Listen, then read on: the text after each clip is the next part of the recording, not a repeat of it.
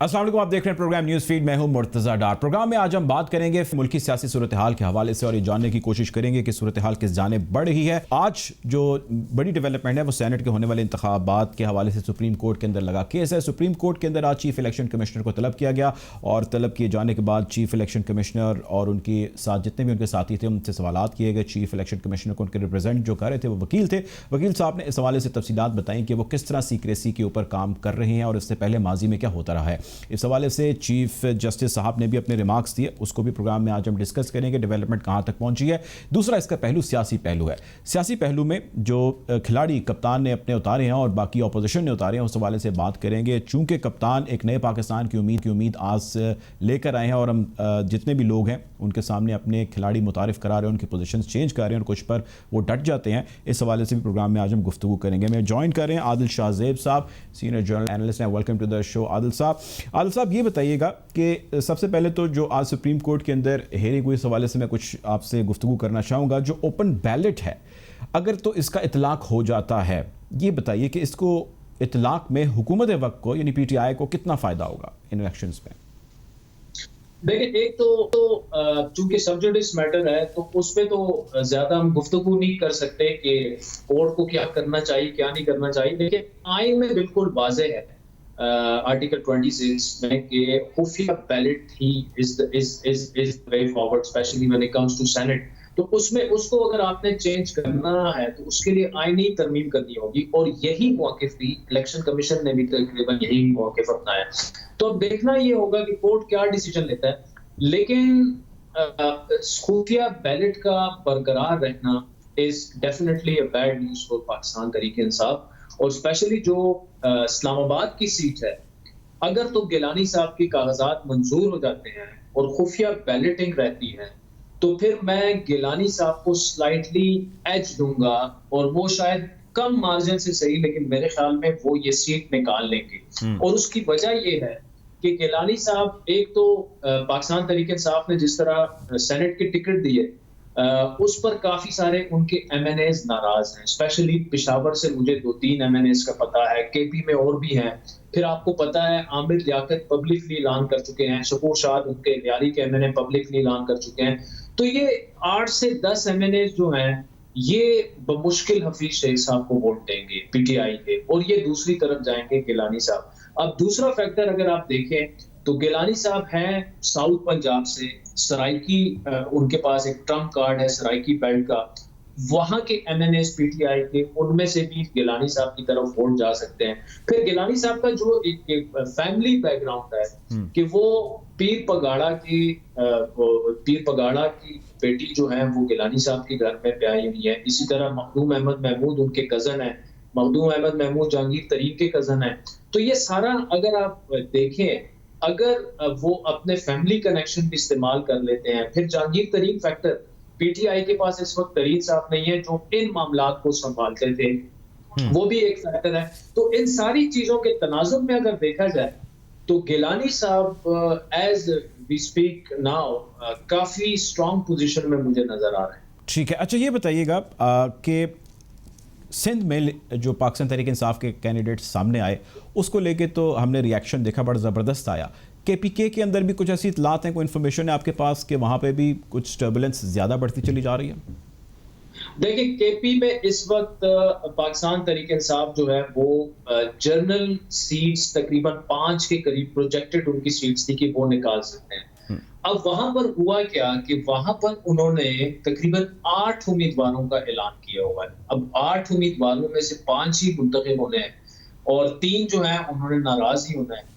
तो वहां पर तो सिचुएशन ये है कि शायद इसकी वजह से तहरीक इंसाफ एक आध सीट लूज कर सकती है, क्योंकि 5 में से एक उन्होंने बलूचिस्तान अवामी पार्टी के जो 3-4 MPAs हैं वो अपना सेनेटर इलेक्ट करवाएंगे KP से।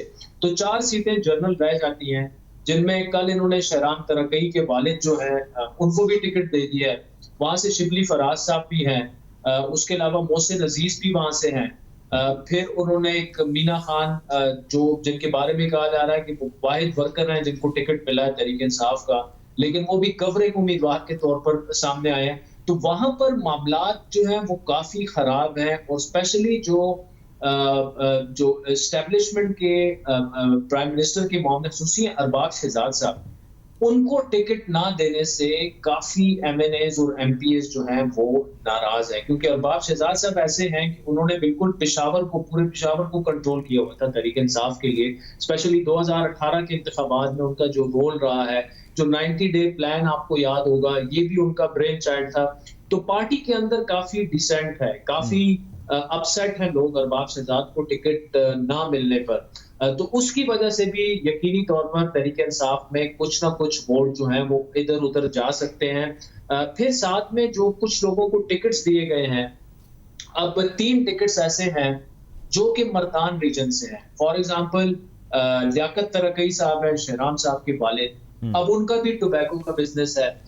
ذیشان خانزادہ جو کہ خانزادہ خان کے صاحبزادے ہیں، پیپلز پارٹی میں تھے پہلے، پھر تحریک انصاف میں شامل ہوئے، وہ بھی ٹوبیکو بزنس سے ہیں. اسی طرح فیصل سلیم صاحب ہیں، وہ بھی ٹوبیکو بزنس سے ہیں. تو یہ ارب پتی ہیں سارے. تو کارکن جو پارٹی کا ایک ورکر ہے وہ پی ٹی آئی سے آج یہ سوال کر رہا ہے کہ ہم ایک دفعہ پہلے آپ کو کلین مطلب پورے صوبے میں تحریک انصاف نے گورنمنٹ بنائی 5 سال، دوبارہ پھر میجورٹی ڈبل سیٹیں دے کر ورکروں نے جتایا اپنی پارٹی کو.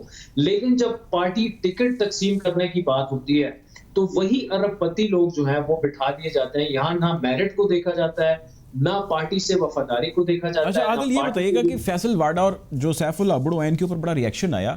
میں آپ سے یہ جاننا چاہتا ہوں، آپ ظاہر جرنلسٹ ہیں، بڑی قریب سے دیکھتے ہیں معاملات کو. فیصل واڈا صاحب میں ایسا کیا ہے کہ وزیر اعظم صاحب بضد ہیں کہ جی وہ گراؤنڈ پہ رہیں گے اور کھیلیں گے؟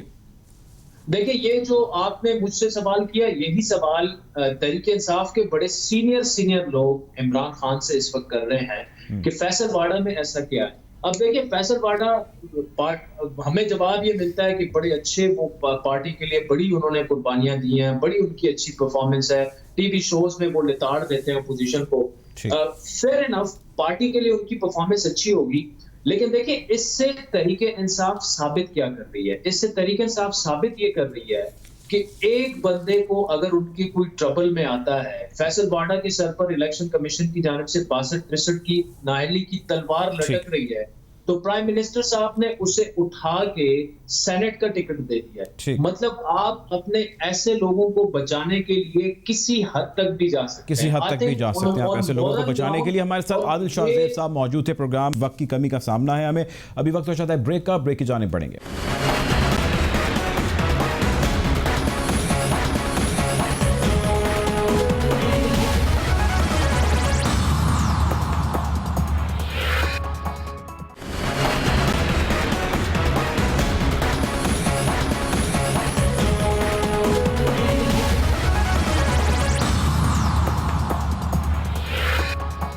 Welcome back after the break. Program میں آج کا ہمارا دوسرا موضوع فیٹف کا ہونے والا اجلاس. 22 فروری کو فیٹف بیٹھے گی اور بیٹھ کے یہ طے کرے گی کہ پاکستان کو آیا گرے لسٹ میں رکھنا ہے یا پاکستان کو وائٹ لسٹ میں شامل کرنا ہے یا خدا نخواستہ پاکستان کو بلیک لسٹ کرنا ہے. اس حوالے سے پاکستان کو 27 پوائنٹس دیے گئے جس پر 2018 جون کے بعد سے پاکستان کو عمل کرنے کا کہا گیا. 27 میں سے 21 پوائنٹس حکومت پاکستان نے پورے کر لیا، باقی 6 پوائنٹس پر کام زور و شور سے جاری ہے. اس حوالے سے بہت سارے قوانین بھی انٹروڈیوس کیے گئے، بہت ساری لیجسلیشنز کی گئی، بہت سارے اقدامات اٹھائے گئے، بہت ساری ایسی ہم نے کارروائیاں دیکھی جس کے اندر پاکستان نے خاطر خواہ اقدامات اٹھائے. اس حوالے سے اجلاس ہونا باقی ہے اور اجلاس میں فیصلہ ہونا بھی باقی ہے. گرے لسٹ میں اگر پاکستان رہتا ہے تو پاکستان کو کیا نقصان ہے، اور اگر وائٹ لسٹ میں چلا جاتا ہے تو پاکستان کو کیا فوائد ہو سکتے ہیں.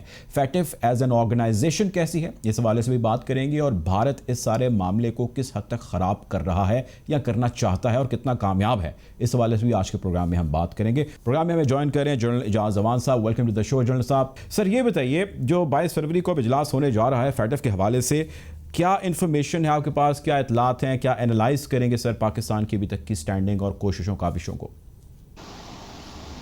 Thank you very much. دیکھیے، میرے پاس کوئی اطلاع اور انفارمیشن تو نہیں ہے، لیکن جو میعز پاکستان لے چکا ہے، جو میعز اور جس طریقے سے ہماری جو ٹرانزیکشنز ہیں، جو بینکنگ سسٹم ہے، اس میں جو ریفارمز کی گئی ہیں، جو تبدیلیاں لائی گئی ہیں، اس سے لگتا یہ ہے کہ پاکستان نے بہت سارا ایریا کور کر لیا ہے اور اب ہم بہت سارے بہتری کی طرف چلے گئے ہیں. جو پچھلی 2 ریویو رپورٹس تھیں ان میں پاکستان کی سٹینڈنگ بہتر ہوئی ہے، لیکن ایف اے ٹی ایف میری نظر میں ایک کوئرسو ٹول کے طور پہ اس کو یوز کیا جا رہا ہے اور پاکستان کو کسی خاص مقاصد کے لیے انڈر پریشر رکھنے کے لیے یہ ان کو گرے لسٹ میں ڈالا گیا تھا.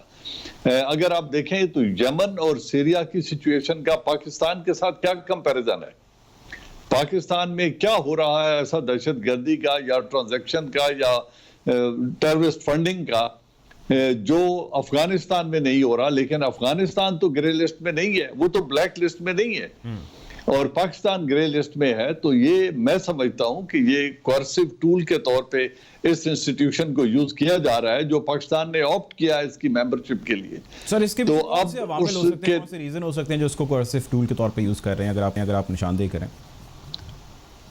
دیکھیں, پہلی بات تو یہ ہے کہ اس کا ڈائریکٹ ایفیکٹ ہے ہماری معیشت کے اوپر, ہماری انٹرنیشنل جو کریڈیبلٹی ہے, فائنینشل کریڈیبلٹی ہماری اس سٹینڈنگ پر اس کا ڈائریکٹ ایفیکٹ ہے. پھر جو ٹرانزیکشنز ہیں انٹرنیشنل ان کے اوپر, اور جو ہماری لون کے لیے کریڈیبلٹی ہے آئی ایم ایف سے اور باقی انٹرنیشنل جو ڈونر انٹرنیشنل مانیٹری آرگنائزیشنز ہیں ان کے اوپر جو ہماری کریڈیبلٹی اور سٹینڈنگ ہے. پھر انٹرنیشنل ٹریڈ کا ہمارے اوپر ایفیکٹ پڑتا ہے اگر خدا نخواستہ ہم بلیک لسٹ ہوتے ہیں. تو گرے لسٹ میں رکھنا, واچ لسٹ پہ رکھنا پاکستان کو, میرے خیال میں جب یہ رکھا گیا تھا تو اس وقت مقصد تھا پاکستان سے زیادہ تعاون حاصل کرنا, افغانستان کے اندر جو دہشت گردی ہے, جو امریکن لیڈ کولیشن فورسز کے مقاصد تھے ان کے حصول کے لیے طالبان کو پریشر میں رکھ کے, طالبان کو پریشرائز کر کے یا ان کو کنونس کر کے ڈائیلاگ ٹیبل تک لانا اور ان کو مسئلے کے حل کی طرف لے کے جانا. یہ مس انڈرسٹینڈ کیا گیا پاکستان کو کہ پاکستان شاید ان کی معاونت کر رہا ہے, بلکہ پاکستان کے خلاف دہشت گردی افغانستان سے ہوتی رہی اور انڈیا اس کو سپانسر کرتا رہا. بلوچستان لبریشن آرمی اور احرار جیسی آرگنائزیشن جو تھیں وہ وہاں بیٹھ کے پاکستان کے اندر دہشت گردی کرتی رہی, لیکن ان پر کوئی دباؤ نہیں ڈالا گیا, بلکہ یہ تاثر قائم کیا گیا جس میں ہندوستان نے ایک بہت بڑا رول پلے کیا, اور خود امریکن لیڈ کولیشن کے جو جنرلز تھے یہاں پہ وہ بھی یہ بلیو کرتے تھے کہ شاید پاکستان سے ان کی فنڈنگ ہو رہی ہے, پاکستان میں ان کو سینکچریز پرووائڈ کی جا رہی ہیں, پاکستان طالبان کی سپورٹ کر رہا ہے, یا وہ جو ریزسٹنس فورسز تھیں پاکستان ان کی سپورٹ کر رہا ہے. تو اس وجہ سے پاکستان کو گرے لسٹ میں رکھا گیا. یہ میری ذاتی رائے ہے, ان کو کوئرسو ٹول کے طور پہ اس انسٹیٹیوشن کو یوز کیا گیا. اب لیکن سر اس کو جب پاکستان نے اس کو لیجیٹیمیٹ ادارہ مانتے ہوئے, یا جو وہ کہہ رہے ہیں اسی بات کو مانتے ہوئے 27 پوائنٹس دیے گئے, 21 پوائنٹس پہ عمل ہو گیا, 6 کے اوپر عمل جاری ہے, 22 کو ریویو بیٹھے گا اور وہ طے کرے گا کیا کرنا ہے اور کیا نہیں کرنا. یہ بتائیں کہ پاکستان نے بہت ساری کوششیں کی جس کے اندر اس نے بہت ساری بینڈ آؤٹ فٹس کے اوپر بہت ایکٹیو ہوا, کچھ گرفتاریاں ہم نے دیکھا کہ عمل میں آئیں, اور بہت سارے ایسے دہشت گردانہ جو انسرجنسیز ملک کے اندر مسئلے مسائل تھے اس کے اوپر security forces extra ordinary active ہیں. وزیرستان کے اوپر ہم نے خبر دیکھی, آج صبح 8 بجے کے قریب واقعہ ہوا کہ دہشت گردوں کو مارا گیا. سو وی آر ایکٹیو, ہم اس چیز کو ڈیل کرنے کی کوشش کر رہے ہیں. کہیں ایسا تو نہیں ہے کہ ہمارے ہاں سے وہ رسپانس انٹرنلی نہیں آ پا رہا جو آنا چاہیے؟ نہیں, ایسی بات نہیں ہے. انٹرنل ریسپانس میں کوئی کمی نہیں ہے, اسٹیٹ ریسپانس میں کوئی کمی نہیں ہے, انسٹیٹیوشنل ریسپانس اور ریزالو میں کوئی کمی نہیں ہے. بلکہ ہم نے جس طریقے سے دہشت گردی کو ملک کے اندر فائٹ کیا, اور جو ابھی بھی آپ نے نشاندہی کر دی کہ وہ آؤٹ فٹس جن کے اوپر انٹرنیشنل پابندیاں تھیں, یا حافظ سعید وغیرہ جن کے اوپر امریکہ نے کچھ ہیڈ منی بھی لگائی ہوئی تھی, ان لوگوں کو نہ صرف گرفتار کیا گیا بلکہ ان کو سزا بھی دی گئی عدالتوں سے. تو جب یہ سارا کچھ پاکستان کر چکا ہے, اور جتنا پاکستان انفلوئنس استعمال کر سکتا تھا اتنا استعمال کر کے ہم نے طالبان کو امریکہ کے ساتھ ٹیبل پر بٹھانے میں, ڈائیلاگ میں شرکت کے لیے جو اپنا انفلوئنس استعمال کر سکتے تھے وہ کیا, کیونکہ پاکستان اس بات پہ کنونسڈ ہے اور ہماری یہ خواہش ہے کہ افغانستان میں امن قائم ہو, کیونکہ افغانستان کے امن میں ہمارے فوائد ہیں. ایک تو یہ ریفیوجیز واپس چلے جائیں گے, پھر افغانستان کا ٹریڈ ہمارے ذریعے شروع ہو جائے گا, اور ایک امن کی فضا, اور وہ دہشت گرد تنظیمیں جو پاکستان کے اندر انسٹیبلٹی کریٹ کر رہی ہیں افغانستان کی سرزمین کو استعمال کرتے ہوئے, وہ وہاں بیٹھ کے پاکستان کے اندر دہشت گردی نہیں کر سکیں گے. تو اس میں تو آل پلسز ہیں. پاکستان کیوں چاہے گا کہ افغانستان میں امن قائم نہ ہو؟ لیکن یہ سارا کچھ کرنے کے باوجود ابھی تک مجھے لگتا یہ ہے کہ ہمیں तमाम तर इकदामात उठाने के बावजूद शायद कुछ अरसा मजीद ऑब्जर्वेशन लिस्ट पे रखा जाए या ग्रे लिस्ट में ही रखा जाएगा, क्योंकि अब जो बाइडेन की गवर्नमेंट आई है अमेरिका में, उनके इरादे अफगानिस्तान से निकलने के बारे में, उस एग्रीमेंट को अमली जामा पहनाने के बारे में, मई तक अपना विड्रॉल कंप्लीट करने के बारे में वो रिकंसिडर कर रहे हैं अपनी पॉलिसीज को। अगर उन्होंने मजीद वहां ठहरने का इरादा कर लिया। जी बोलिए, आप कुछ कहना चाह रहे हैं? मैं इसमें ऐड ये करना चाह रहा था कि ये तो अफगानिस्तान के अंदर सूरत हाल है जो बनी है और पाकिस्तान इसके अंदर बड़ा इंपॉर्टेंट रोल प्ले कर रहा है। आपने इससे पहले जिक्र किया इंडिया का। इंडिया के हवाले से बहुत सारी चीज़ें हमने रिसेंट पास्ट के अंदर देखी कि वो सामने आई और इंडिया बुरी तरह एक्सपोज हुआ। वो अर्नब गोस्वामी की चैट लीक हो जो कि प्राइम मिनिस्टर हाउस इंडिया से लीक हुई, या वो डिसइंफो लैब हो जो यूरोपीय यूनियन की डिसइंफो लैब ने जो बहुत सारे रिवील किए, रिवीलेशन हमारे सामने आए। वो ज़ाहिर है इन दोनों चीज़ों में पाकिस्तान का कोई रोल नहीं है। तो दुनिया के सामने तो पाकिस्तान को रुसवा करने की जो इंडिया की कोशिश है वो तो हम देख रहे हैं कि गुजरते दिन के साथ भारत खुद ही एक्सपोज होता चला जा रहा है। ये बताइए कि भारत कितना ईगर है कि वो पाकिस्तान को ब्लैक लिस्ट में डाल सके और वो ऑन ग्राउंड ऑपरेशनली किस किस किस्म की कार्रवाइयां कर रहा है या कर सकता है? देखिए, ऑन ग्राउंड वो कुछ भी नहीं कर सकता। वो चाहेगा कि हम ब्लैक लिस्ट में चले जाएं, लेकिन वो दुनिया को कोई ऐसे शवाहिद पेश नहीं कर सका जो कश्मीर के अंदर या हिंदुस्तान के अंदर हम किसी किस्म की मुदाखलत कर रहे हों, या किसी किस्म की जो वहां के अंदर जो तंजीमें, अलहदगी पसंद तंजीमें हैं, या इवन कश्मीर के अंदर हम किसी किस्म की सपोर्ट कर रहे हों, फिजिकल वेपन्स की सूरत में, अफराद की सूरत में उनको असिस्ट कर रहे हों। तो जब उसके पास ऐसी कोई एविडेंस नहीं है तो हिंदुस्तान बुरे तरीके से एक्सपोज हो चुका है हमें मिलाइन करने में। लेकिन इसके बावजूद पाकिस्तान को क्यों नहीं रखा वाइट लिस्ट में डाला जाएगा, जो मेरी एप्रीहेंशन है, मैं उसकी बात कर रहा था कि अगर जो बाइडेन का इरादा बदलता है, अगर पेंटागन और CIA का इरादा बदलता है, कोलिशन लेड फोर्सेस ये तय करती हैं कि हमने अफगानिस्तान में रहना है, तालिबान को मौजूदा सेटअप को एक्सेप्ट करना पड़ेगा, वो उनको सीज फायर करना पड़ेगा, उनको अपनी तमाम एक्टिविटीज कर्टेल करके हुकूमत की बात माननी पड़ेगी, अफगानिस्तान की हुकूमत की। तो ये शराइत शायद अफगानिस्तान के जो तालिबान है जिन्होंने 19 बरस रेजिस्ट किया है अमेरिकन फोर्सेस को, वो ये नहीं मानेंगे। उनसे कोई भी ये नहीं मनवा सकता। 19 बरस अमेरिकन लेड कोalition ये नहीं मनवा सकी। पाकिस्तान के पास तो कोई कोर्सिव टूल ऐसा नहीं है कि हम उनको मजबूर कर सके। पाकिस्तान अपनी तमाम तर इन्फ्लुएंस इस्तेमाल कर चुका है उनको डायलॉग टेबल पे लाने के लिए।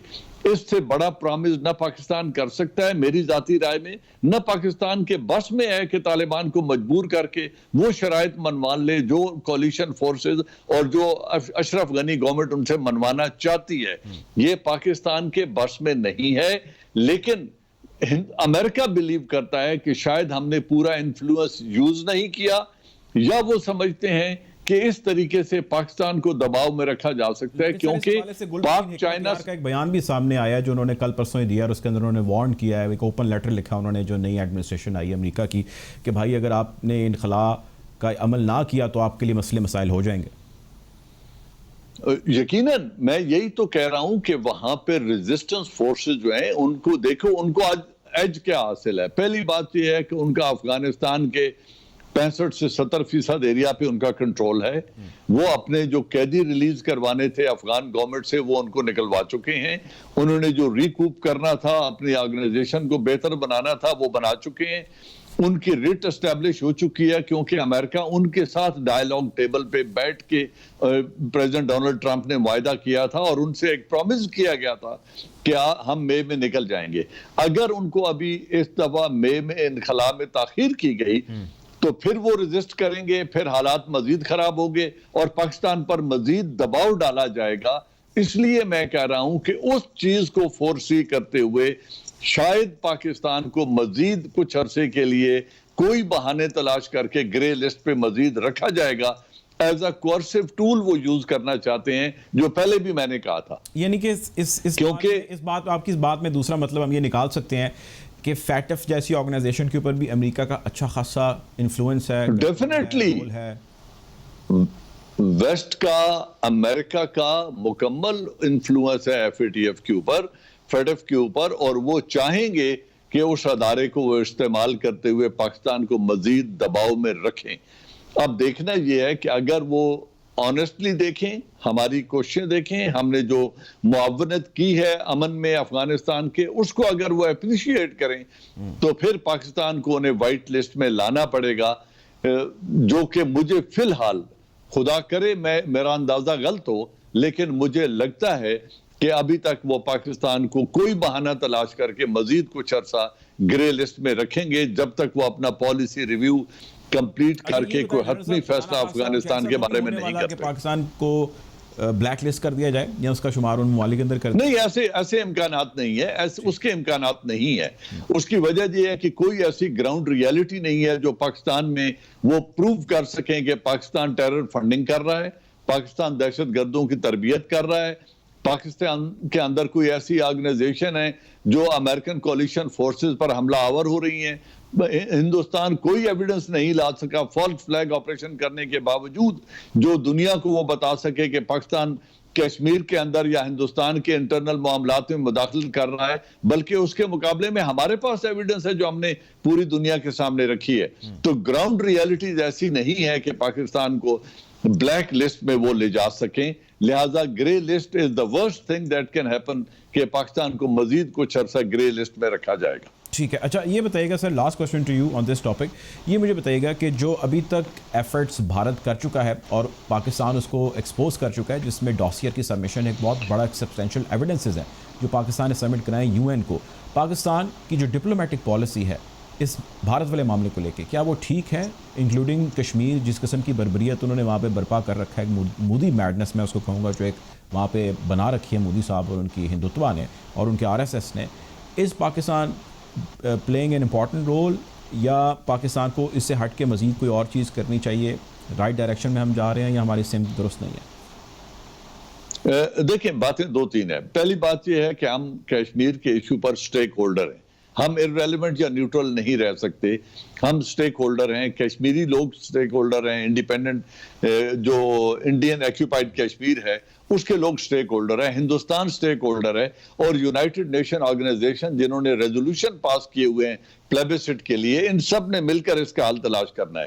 اب جب یونیلیٹرلی ہندوستان نے کشمیر کا سٹیٹس تبدیل کر کے اس کو اپنا انٹیگرل ٹیریٹری بنانے کی کوشش کی ہے, ضم کرنے کی کوشش کی ہے, انڈین یونین میں شامل کرنے کی کوشش کی ہے, تو پاکستان نے کسی قسم کی فزیکل مداخلت نہیں کی, اور شاید ہمارے پالیسی پلانرز کے ذہن پر یہی دباؤ تھا کہ ہم کوئی ان کو ایسی شہادت یا ایویڈنس نہیں دینا چاہتے, ہم نیوٹرل رہنا چاہتے ہیں تاکہ ایف اے ٹی ایف کی ہم بلیک لسٹ میں نہ چلے جائیں اور انڈیا کو ایک جواز نہ مل جائے.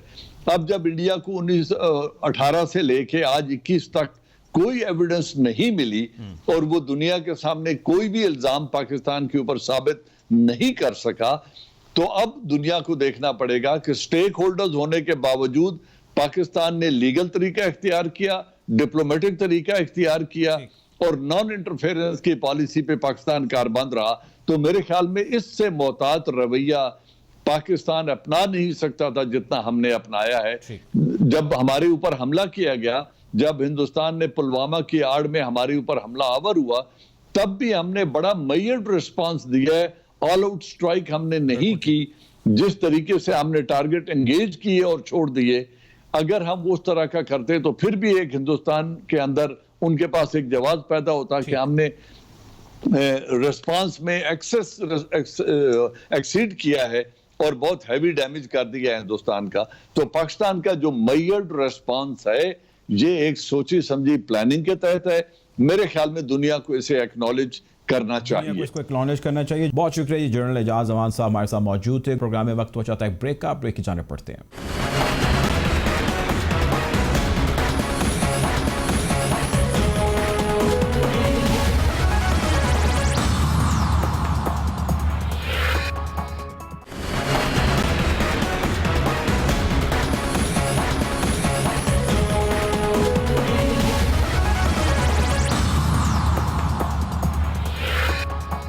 Welcome back after the break. Program میں ہمیں جوائن کر رہے ہیں لیفٹیننٹ جنرل نعیم خالد لودھی صاحب. Welcome to the show. General صاحب, سر یہ بتائیں فیٹف کو لے کے 22 تاریخ کو اجلاس بیٹھ رہا ہے, اس نے طے کرنا ہے پاکستان گرے لسٹ میں لے گا یا وائٹ میں جائے گا یا خدا نخواستہ بلیک میں چلا جائے گا. क्या फोर्सी कर रहे हैं ऑन ग्राउंड, पाकिस्तान ने कितना अच्छा परफॉर्म किया, जो टास्क हमें दिया गया था 27 में से 21 तो हमने पूरे कर लिए, कहीं कोई कमी कोई कोताही तो नहीं पाकिस्तान की जानिब से रह गई? जी देखिए मेरा ख्याल है कि पाकिस्तान को जितना वक्त दिया गया था उसके हिसाब से और जिस हालात से पाकिस्तान गुजर रहा था, पाकिस्तान ने अपनी हिम्मत से ज्यादा की है। 27 जो उनके पॉइंट थे, ये जो 21 पाकिस्तान ने किया उसमें कई बड़े बड़े पॉइंट्स थे, और बाकी जो रह गए हैं वो कुछ ठीक है, कुछ पे काम हो रहा है, कुछ पे हो जाएगा। लेकिन ये कहने के साथ साथ मैं एक बात जरूर कहना चाहूँगा कि FATF एक पॉलिटिकल टूल है बड़ी ताकतों के हाथ में, और वो इसको इस्तेमाल करते हैं छोटे मुल्कों को कंट्रोल करने के लिए।